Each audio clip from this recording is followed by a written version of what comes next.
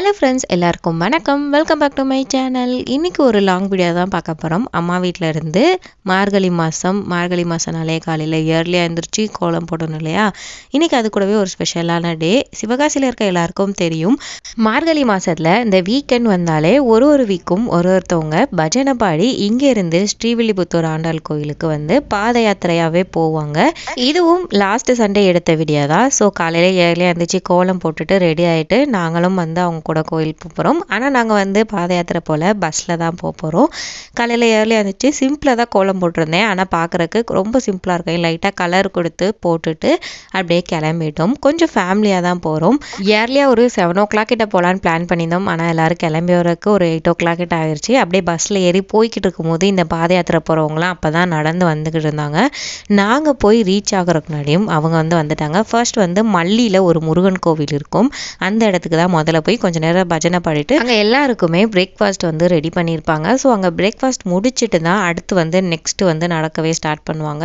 So பஜனைலாம் ரொம்ப சூப்பராகவே போய்ட்டு இருந்துச்சு. முருகன் கோவிலுங்கிறனால முருகன் பாட்டெல்லாம் பாடி ஒரு 10 minutes கிட்ட பஜனை நடந்துச்சு. எல்லோரும் அவ்வளோ ஹாப்பியாக பாட்டு பாடிட்டு ஜாலியாக என்ஜாய் பண்ணிட்டு இருந்தாங்க. சாமி கும்பிட்டு முடிச்சுட்டு சாமிக்கு வந்து பூஜையெல்லாம் வச்சதுக்கப்புறம் தான் நம்ம வந்து பிரேக்ஃபாஸ்ட் சாப்பிட ஆரம்பிப்பாங்க. பிரேக்ஃபாஸ்ட்டுக்கு இட்லி, சாம்பார், சட்னி, அது கூடவே கேசரி எல்லாமே கொடுத்துருந்தாங்க. சாப்பிட்டுட்டு அப்படியே உள்ளே இருந்து கொஞ்சம் பஸ் ஏறக்கு அவுட்ரு வரணும். அப்படியே பையன் நடந்து வந்துக்கிட்டு இருந்தோம். பாப்பா நான் தான் நடப்பேன்னு சொல்லிட்டு அவளுமே என் கூட ஸ்லோவாக நடந்து வந்துக்கிட்டு இருந்தோம். அப்புறம் அங்கேருந்து ஸ்ரீவி பக்கம் தான் ஆட்டோ பிடிச்சி வந்துட்டோம்.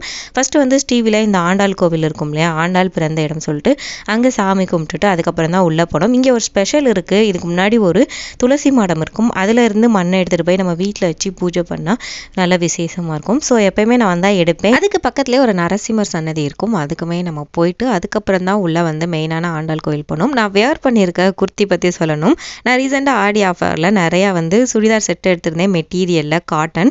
இது வந்து ஒரு ஃபேண்ட்டுக்குரிய மெட்டீரியல். அவ்வளோ காட்டன் சூப்பராக இருந்துச்சு.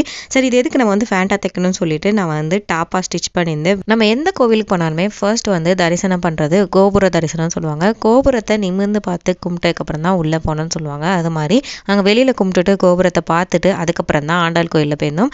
ஆண்டாள் கோயிலில் இந்த 2 சைடுமே நிறைய கடைகளாக இருக்கும். டாய்ஸில் இருந்து எல்லா கடையுமே இருக்கும். அப்படியே நாங்கள் அங்கே வந்து முடிச்சிட்டோம். கோயிலுக்குள்ள எந்த வீடியோஸ் எந்த ஃபோட்டோஸ் எடுக்கக்கூடாது. அது பக்கத்துலேயே மடவார்குளம்னு ஒரு ஏரியா இருக்கும். அங்கே ஒரு சிவன் கோயில் இருக்கும்.